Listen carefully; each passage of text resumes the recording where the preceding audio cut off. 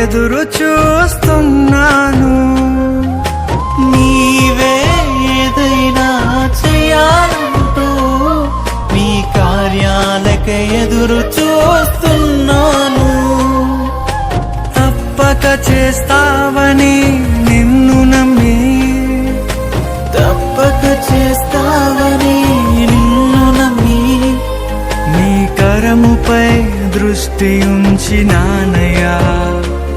నీ కరముపై దృష్టి ఉంచినానయ్యా.